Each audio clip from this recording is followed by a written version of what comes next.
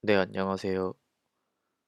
오씨 아줌마가 만드는 소소한 동영상 그 첫 번째 시간. 지금은 네이버에서 무슨 일이 있는지 한번 알아보겠습니다. 혹시 리브라라고 들어보셨나요? 아마 블로그 마케팅을 한다고 하면서도 들어보지 못한 분들이 꽤 많은 걸로 알고 있습니다. 또 하나, 소나라고 들어보셨나요? 아마 리브라는 많이 알고 계실 수도 있지만 소나는 더 생소한 용어입니다. 그런데 리브라와 소나가 네이버 검색 엔진의 기본 문제들을 완전히 바꿔놓고 있습니다. 마케팅의 관점까지도 아주 많이 바꿔놓고 있는 거죠.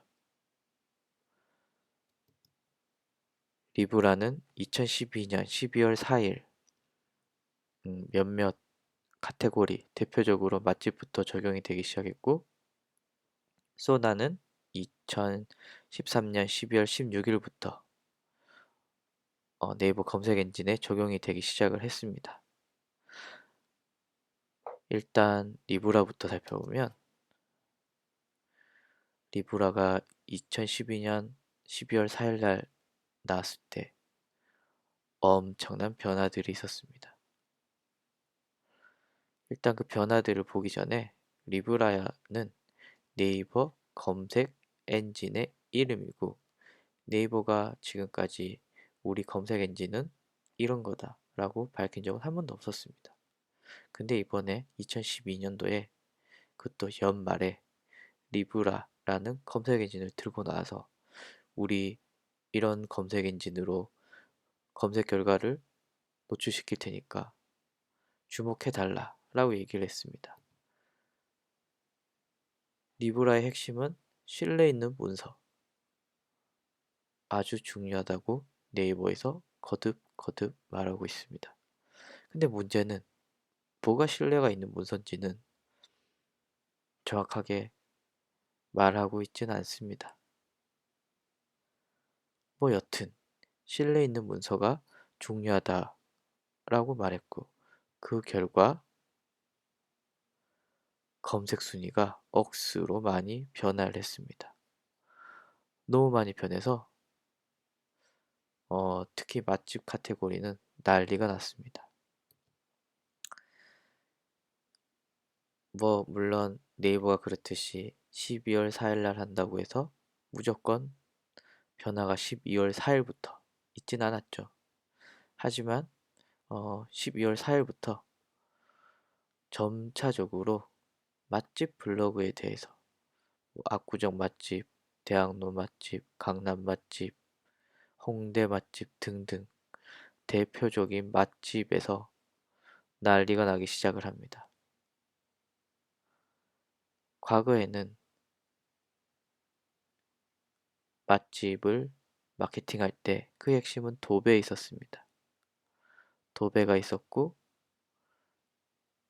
그 광고주는 광고업체에 이야기를 해서 일정 금액을 지불하고 도배를 했었는데, 이 도배했던 업체들이 다 떨어졌습니다. 저품질 블로그가 대부분 되었습니다.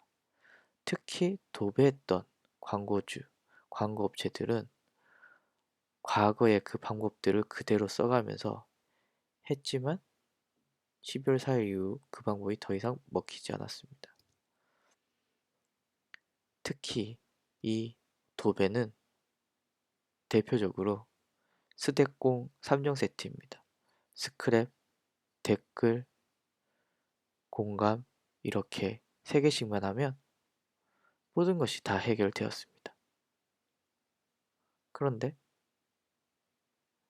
지금 리브라가 되고 나서는 이것들이 잘 먹히지가 않게 되었습니다.